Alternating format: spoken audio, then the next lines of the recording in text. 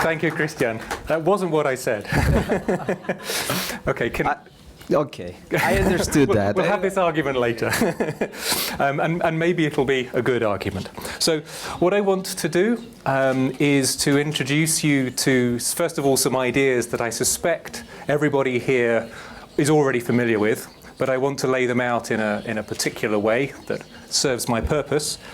Then I want to go into a little bit of detail. I'm not going to give you too much computer science, but I do want to show you some of the detail of the things that I'm working on.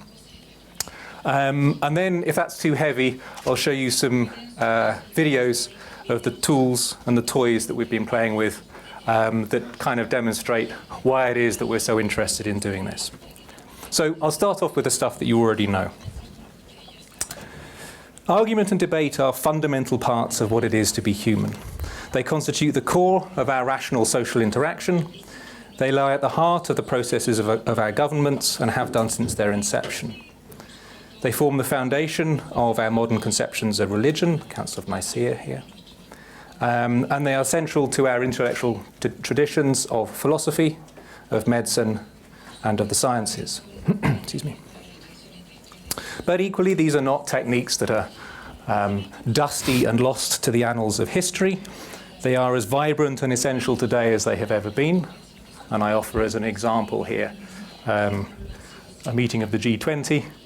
Sometimes there's just no substitute for getting around a table and having an argument.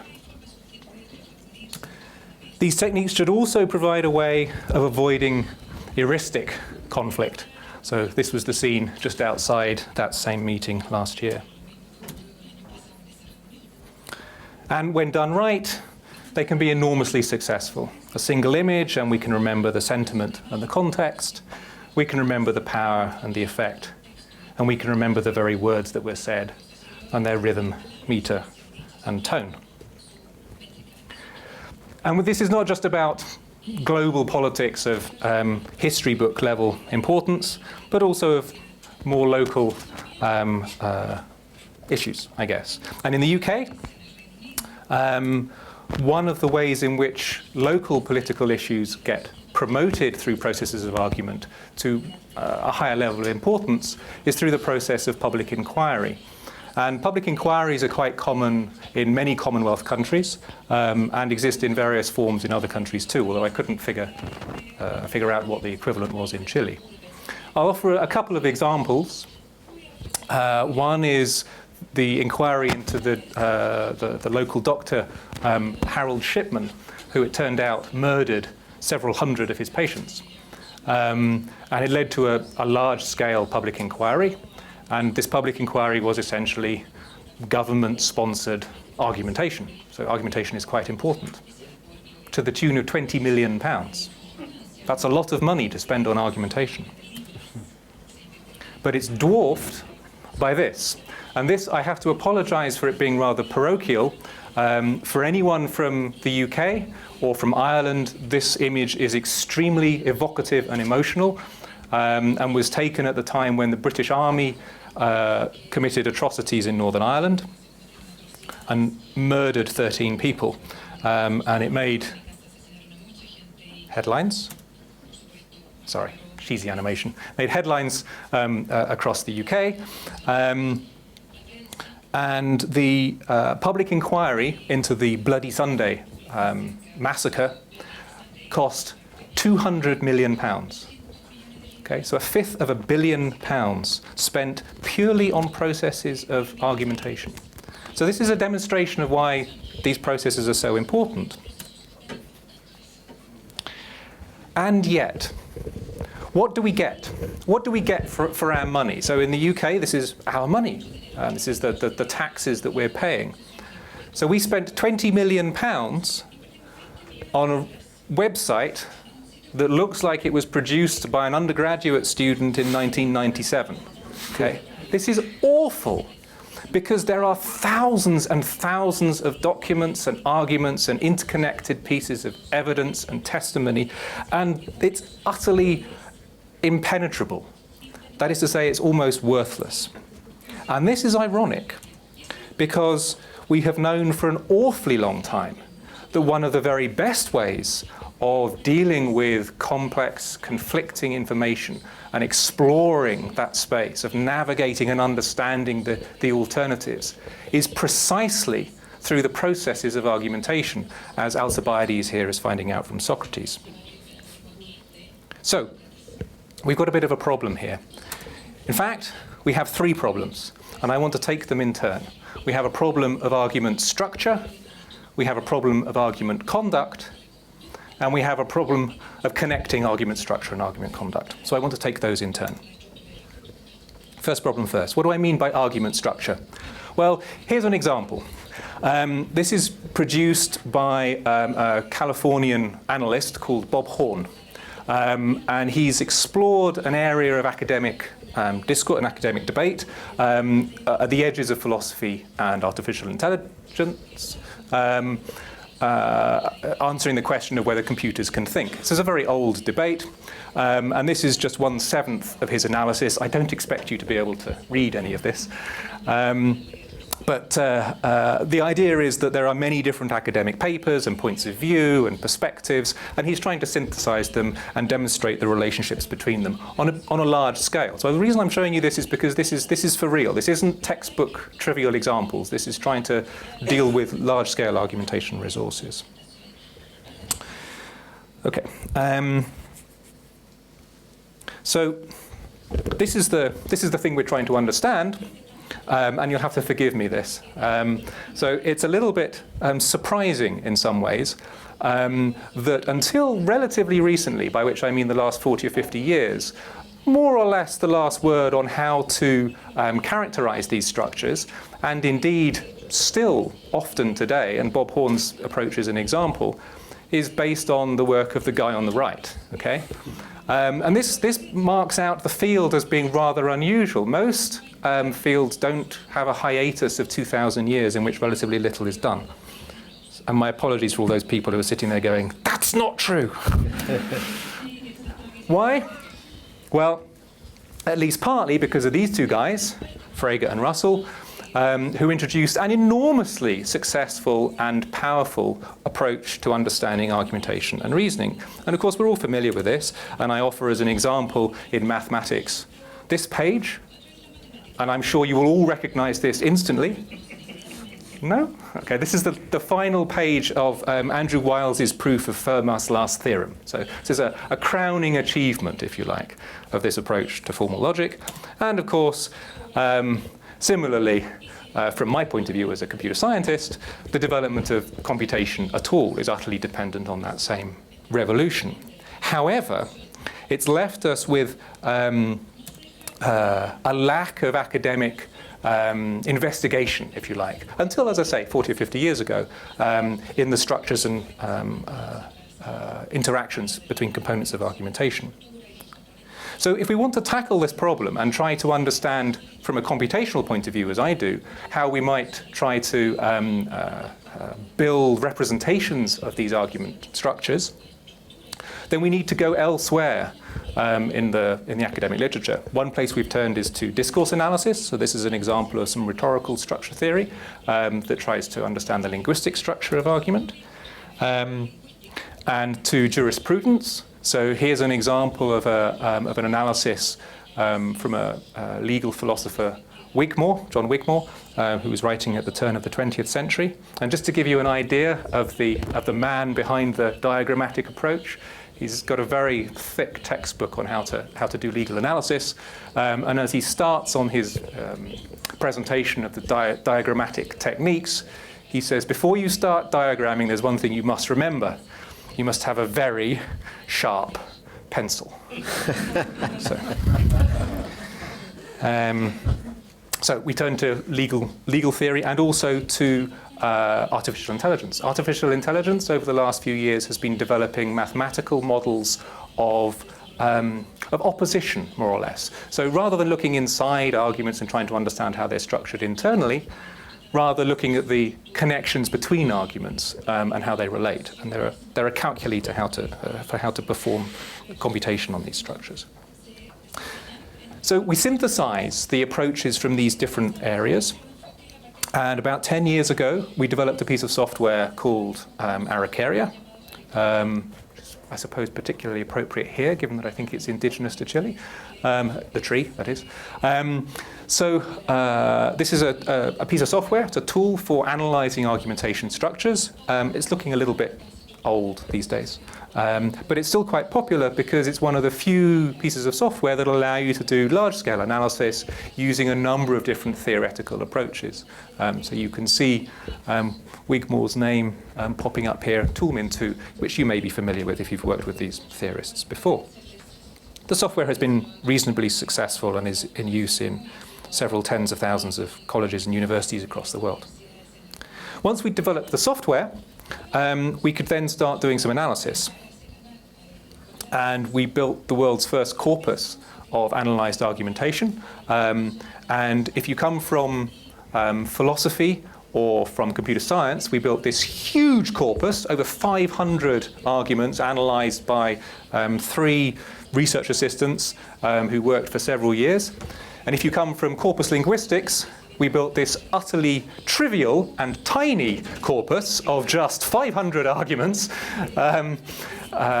which I guess is par for the course. So, but in any case, it's a unique resource for understanding statistically what the common ways of arguing are, for example. Okay. So, that was problem 1, about tackling argument structure. And I know there's so much more to be said, but that's enough for now. Problem 2 is about argument conduct. So this is the question of how you can have a good argument. And in particular, how do you distinguish a slanging match from a fundamental debate on science and religion? Okay. Yeah. Exactly. Yes, in case you don't recognize the guy on the right from the back of his head, it's Richard Dawkins, and the Bishop of Oxford on the left. And here too, there's a lot to take from. So one example is Ramus, writing in the Middle Ages, and from theory of dialectics. And this is fantastic. So demonstrating that almost exactly the same techniques that were being presented by Ramus in the Middle Ages are still available on Amazon today, right? So this is nothing more than describing how the process of dialogue can be constrained, controlled, defined. Robert's rules, if you're from the US, this may be familiar to you as many academic departmental meetings are conducted according to Robert's rules. It's just a way of controlling the process of having a meeting. And there are very many examples of domains in which we have these kind of controls. So courtrooms are another, but there are many more. Now, why am I talking about these? Well, why is a computer scientist talking about these? Well, let me show you a little bit of computer science. This is supposed to be a simulation of a traffic intersection. And usually when I I got it. So usually when I show this slide, I start to see people going, because it's a little bit painful to watch. This is an enormously efficient way of running an intersection, okay? Because you get a lot more throughput. What's happening is that each individual car is communicating with every other individual car and negotiating and trying to book a slot at which they can run the risk and go through the middle of the intersection. There are no collisions here, okay? Or at least I've not noticed any. Notice this is only a simulation. But the idea here is that you need a very efficient way of designing the communication that these cars, in computer science they're called agents, the way in which they communicate. And it turns out that the most efficient communication protocols for governing this kind of negotiation and persuasion dialogue are precisely the dialogue games from, well, not necessarily Ramus, perhaps slightly more recent authors in philosophy, but those of you familiar with dialectical theory and dialogue game theory, it's exactly those models, those philosophical models, that are being translated into computational form and being implemented in systems like this. Okay. And it's not just simulations.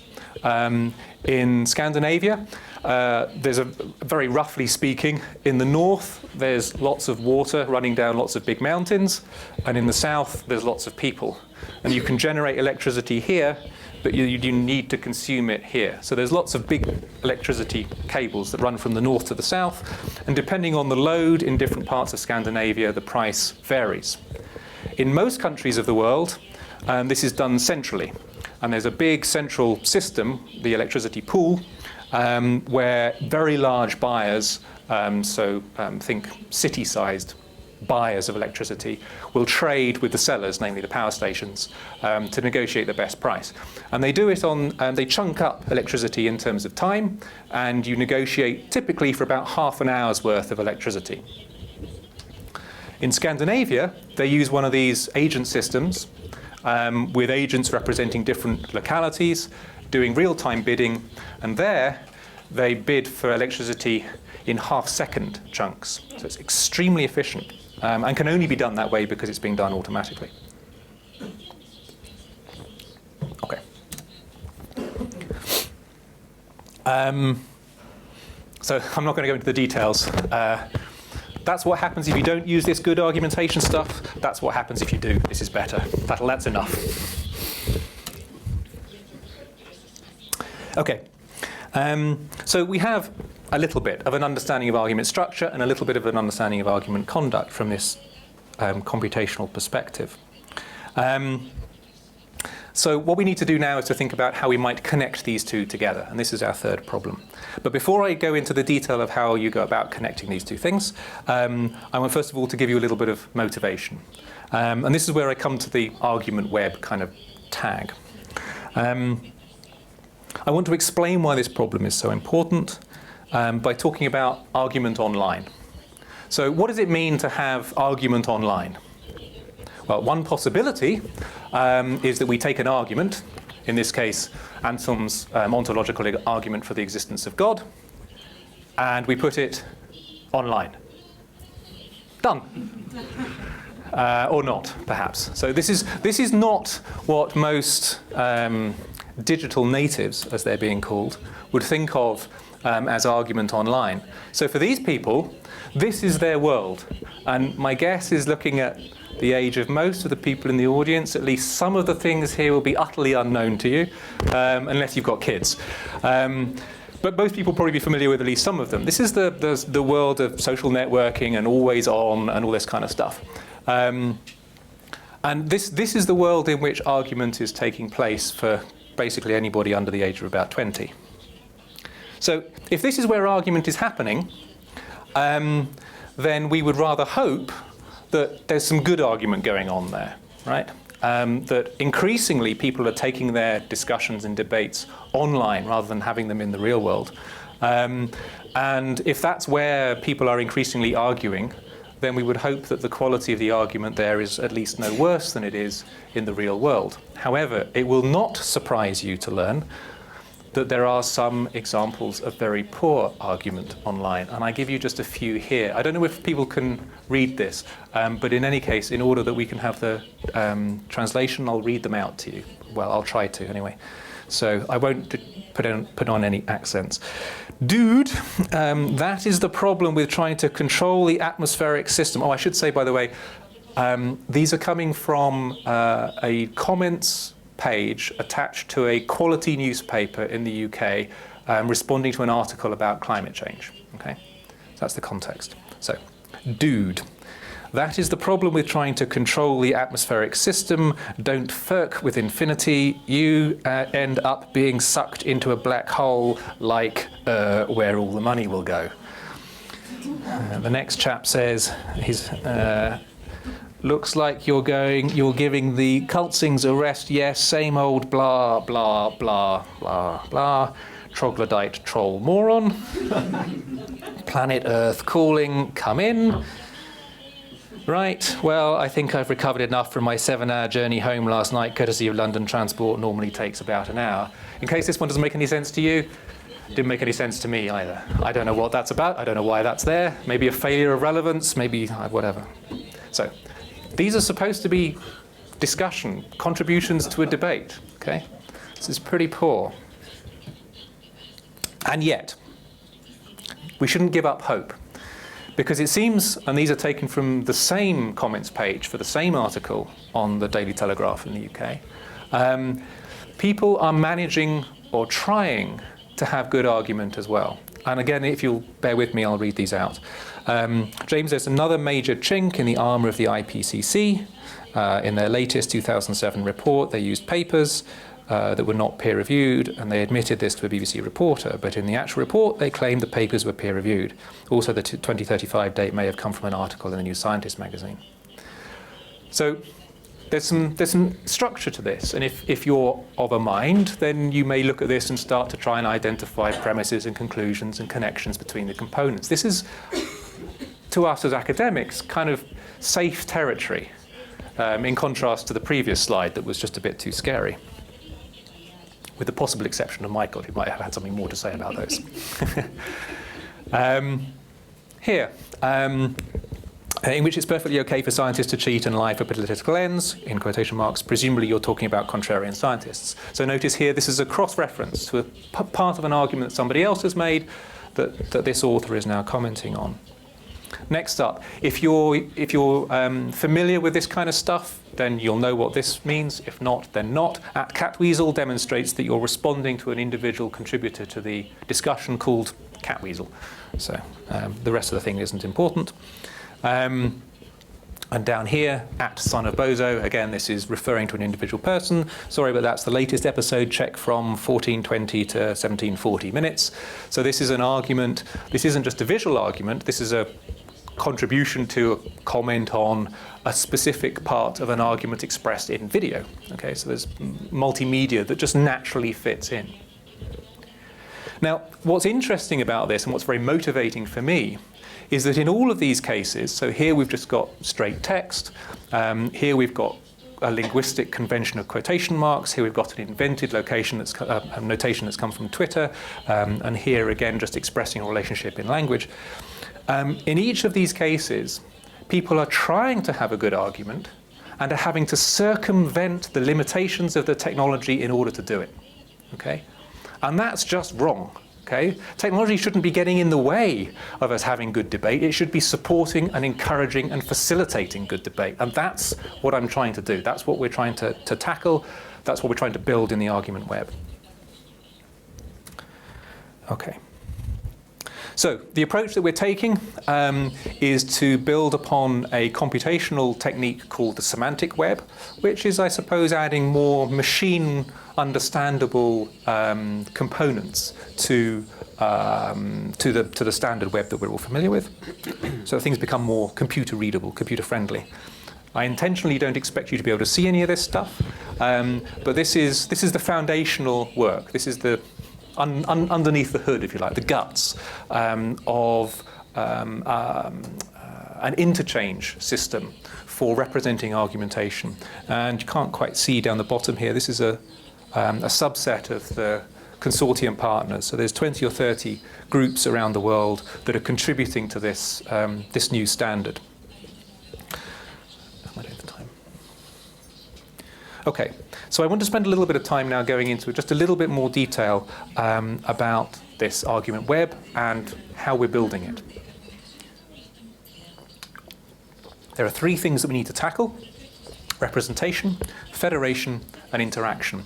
Representation is about trying to simply be able to store and manipulate arguments in the right way, whatever that is.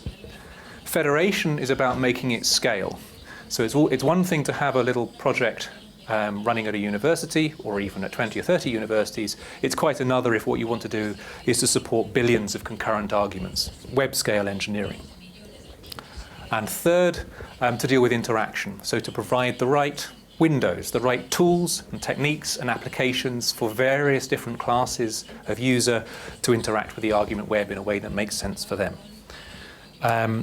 I'm going to talk a little bit about representation just now, nothing about federation at all, and then show you some of the toys and tools that constitute talking about interaction in a little bit. Okay, so I want to start by talking about how we go about representation for the argument structure. So you remember I was talking about there being 3 problems? Well, the first problem was argument structure. So the Bob Horn type stuff, the rhetorical structure theory type stuff, and the sharp pencil guys type stuff. So how do we represent these? Well, what I want to do is to design a scheme, a language, if you like, for talking about the basic components of argument. And of course, this is a very philosophical endeavor. This is precisely what a lot of philosophical work continues to do, is to provide the basic concepts and the basic ideas about the components of argument and how you may or may not join them together to form larger structures. So it's essentially a philosophical problem. And of course, we steal, that is to say, build on and adapt the philosophical work. Our starting point actually here is mathematical, in that one of the easiest ways from a computational point of view of representing argument structures is as a graph. And by graph I mean with vertices and connections between them. So you have components of arguments and connections between them. So these components are called nodes, and the idea is that everything is a node. This is our starting point. It's very simple. And nodes are of 2 distinct types. There are nodes that encompass information, and you can more or less think of these as being propositions, although that's not quite right. There are some subtle differences, but more or less these guys are propositions, and there are relationships between them. And the relationships are of many, many different types, and those many types are described by schemes. So the S there refers to schemes. So we have information nodes and scheme nodes. Let me refine this taxonomy a little bit further. Schematic relationships between pieces of information are of several types. In fact, there are more than these, but the 2 that are most important are inferential, that is to say the application of rules, rule application nodes, and conflict or dissonance of some sort, represented by the application of conflict schemes, conflict application nodes. And then beneath each of these, there are then very many instances, very many examples. And for those of you who are familiar with, say, the work of Douglas Walton, or perhaps the work of Perelman, if you're a rhetorician, or perhaps the work of Keen-Pointner, if you're familiar with their approach to trying to taxonomize what Toulmin would call the fields of argument, then you could see huge sets of these rule application schemes, for example. And we need in our computational language, our computational systems, to represent all of these various different ways of schematically connecting information.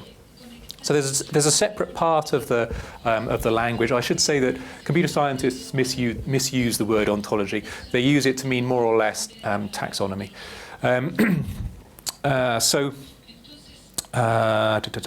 So we have many different types of inference scheme. One example of an inference scheme is a scheme from witness testimony.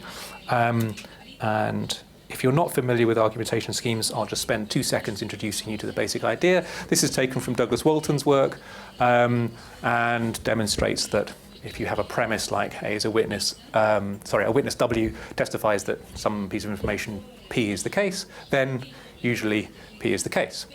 And associated with the scheme are a number of critical questions, which are ways of probing the veracity, the accuracy of the inference. Now, one thing that's interesting is that from a computational point of view, there are a number of ways of handling that kind of inference. Now, my guess is that you look at that and you probably don't see any problem. You probably look at it and there's an obvious interpretation, an obvious way of dealing with such presumptive inference. What's interesting is that there are broadly 3 different ways in which you might treat it, and what was in your head is probably one of those 3 ways. One is to deductivize. Okay, so this is very popular in computer science.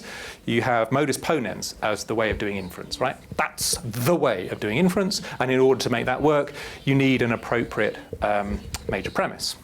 That's one way of doing it. It's not the only way of doing it. You can also generalize and capture the idea that that the warrant that you're appealing to holds usually rather than always.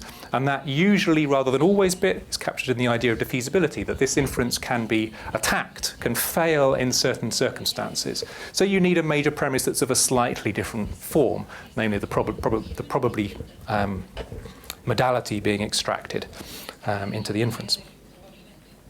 And there's a third way of doing it, and this is the Walton way of doing it, which is you just face up to the fact that arguments based on witness testimony are arguments based on witness testimony, and that's a way of doing inference. It's quite a strong claim, but nevertheless, this is more or less what Walton is claiming.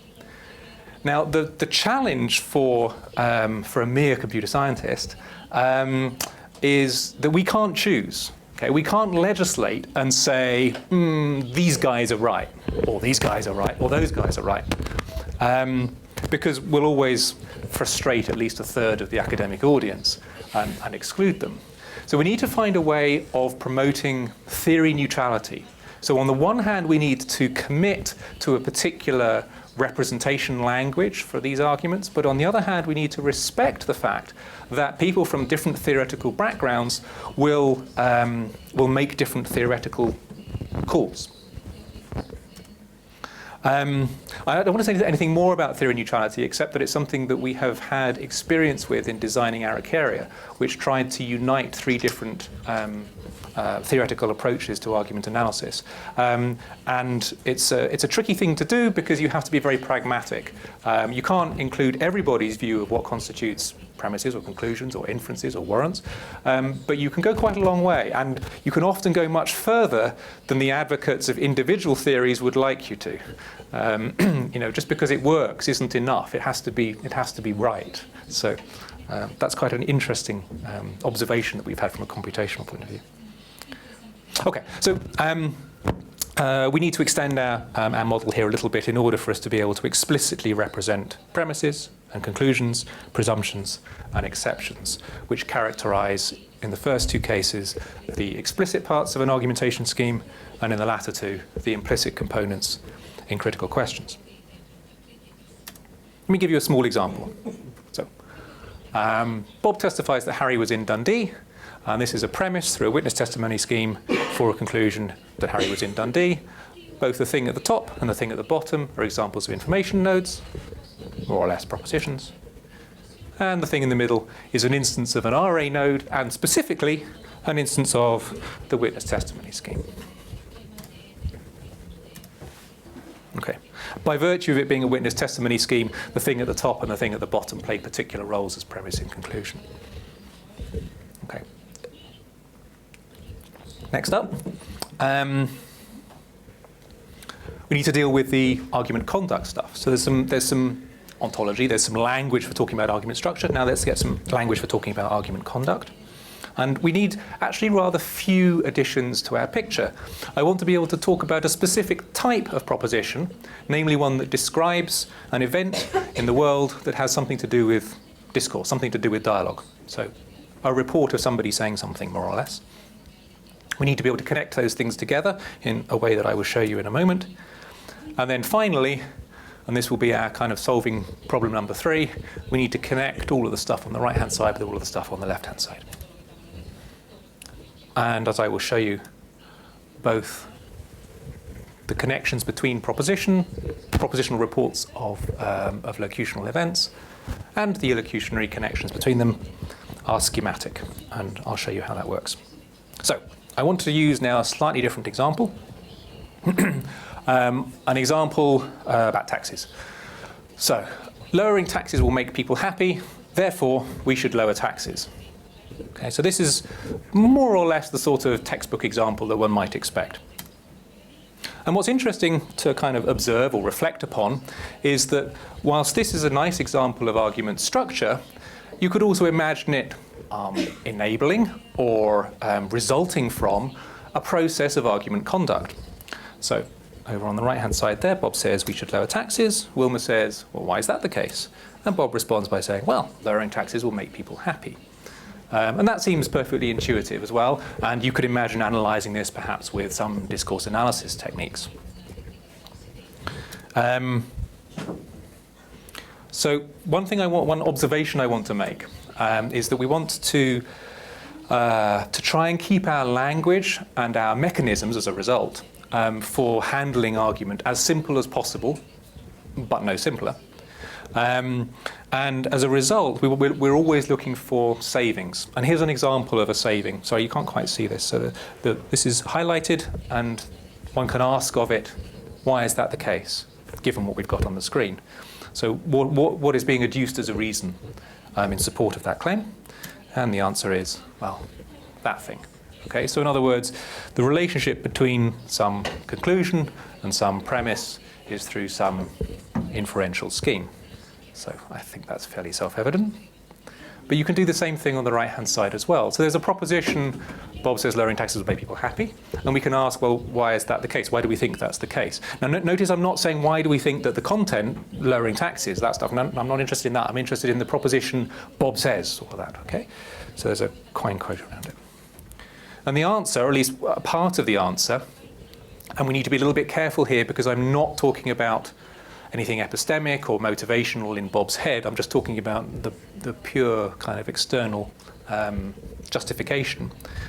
One reason for thinking that Bob said what he did was because Wilma challenged in the way that she did. In other words, there's a link between these two things. There may be many other links, but at least there's a link between these two things that is in some way inferential. And what's interesting is that the character of that inferential link is one that we are familiar with already from dialectical theory. So if you look at, for example, models of dialogue games from philosophers such as Hamlin, then you can see definitions of what constitutes this idea of response. In other words, the inferential force that delivers you this from that. So this is quite attractive. A, it means that our model remains simple, and B, it means we can build on other stuff that already exists. That's good. And then the last step is to connect the two bits together. Now, I think this is incredibly self-evident, and yet I haven't seen it anywhere else, which is somewhat surprising. So certainly my impression of a lot of work in argumentation theory as a whole is that it tends to focus either on these kind of structures or on those kind of structures, but rarely on how the two kind of interact. There has been some work, so Tony Blair has done a little bit, but not very much. So it's interesting that we can just say, oh, there's a connection between Bob's utterance and its propositional content. And once again, we can turn to existing literature to tell us about the character of that connection. And where we turn in this case is to speech act theory. So speech act theory already gives us an account of how we connect an utterance with its propositional content. Now this of course is not the first time that people have used speech act theory as a basis for understanding argumentation, and with Eveline in the audience I had to be very careful. The account of how speech act theory is used to wrap up the argumentation process here is very similar to, but not quite the same as, the pragma-dialectical starting point, because in a way that I'll show you in just a moment. But at least this much is relatively uncontroversial from a speech act theory point of view, that somebody asserts something, and the relationship between the assertion and its content is through the illocutionary force, in Searle's terminology, of asserting. Actually, before I move on, it's worth pointing out that there are particular conditions on the success, felicity conditions, of speech act force, of illocutionary force. And what's interesting is that you can treat those felicity conditions in exactly the same way as the conditions that license these kind of things and are expressed in critical questions, and that license these kind of things and are expressed in various kind of constraints on dialogue moves. So there's a very strong similarity between the structure of these schemes. Of course, not everything is assertion. Wilma's utterance at this point is not asserting. It's doing something like questioning, and it's questioning the proposition down there. And then the trick is to figure out where arguing comes from. Okay, cool. And our claim, and what seems to work in practice, is that what constitutes arguing is precisely the process of responding to a challenge. I don't want to say any more than that. Okay. So this approach to representing argument has been reified, has been put into practice, if you like, in a number of different languages, from academically very appealing but practically almost useless semantic web stuff, through to very simple, very scalable database manipulation approaches. And what we want to be able to do through kind of building this stuff is to move from an online push from basic literacy to critical literacy. That was an example of rationale, an analysis software. To move from a model where you're broadcasting to one in which you're engaging and collaborating,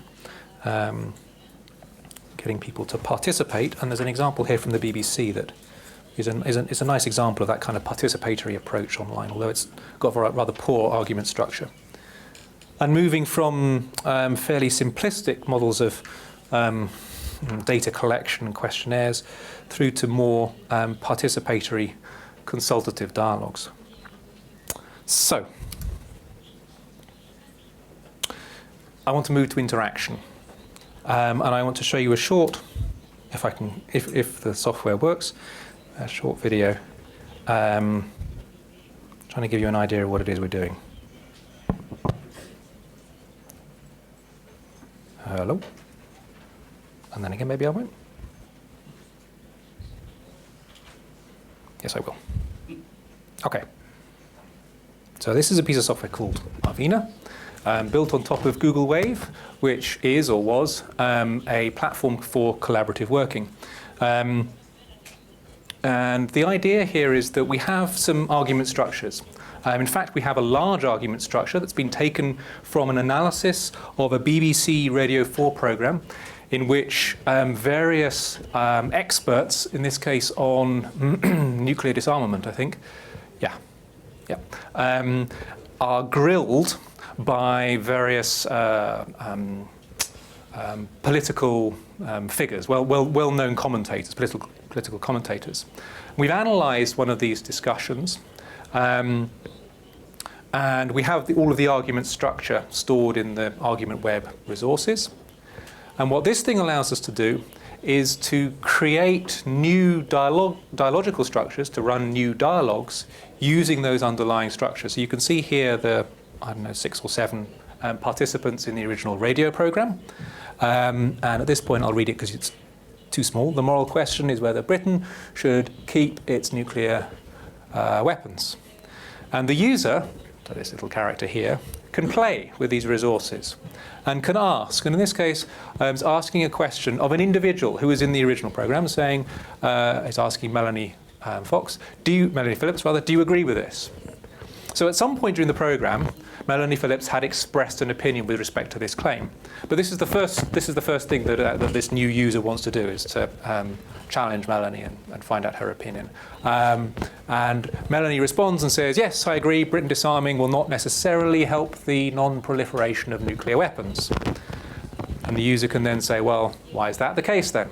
And so you can see that the dialogue that we're playing, the dialogue game that we're playing, the dialogue that's running, is navigating that argument structure, navigating all of these various inferential components on the fly.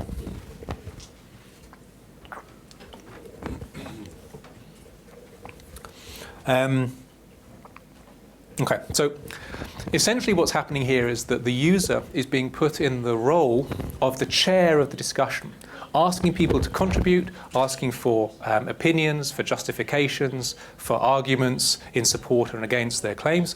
But in addition, and I think this is what's about to happen here, the user can say, actually, I want to add in my own stuff. I don't agree with what you've just said, Melanie Phillips. I think you're wrong because, and to supply a reason. And simply by virtue of the structure of the dialogue that's being played, that reason gets inserted into the underlying argument web structures to be available to subsequent users. So that when a new user comes along and plays with this system, there's not the original 6 or 7, there's now 8 participants, namely the original 7, plus the user who had previously played. And if at some point we get to the original, to that point in the argument, then that user can be represented as well. So you get this kind of natural growth to these argument resources, which is crucial if the argument web is going to be a success. So let me just finish off by saying,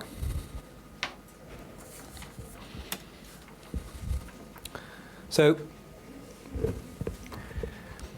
the point of the argument web is to provide many different interfaces, many different windows on these underlying argument resources that allow people to add, to take, to analyze, to structure, to contribute to the processes of argumentation. There are many ways in which we use argumentation in everyday life, and all of these ways will be reflected online, and we need specific tools and techniques to make it happen.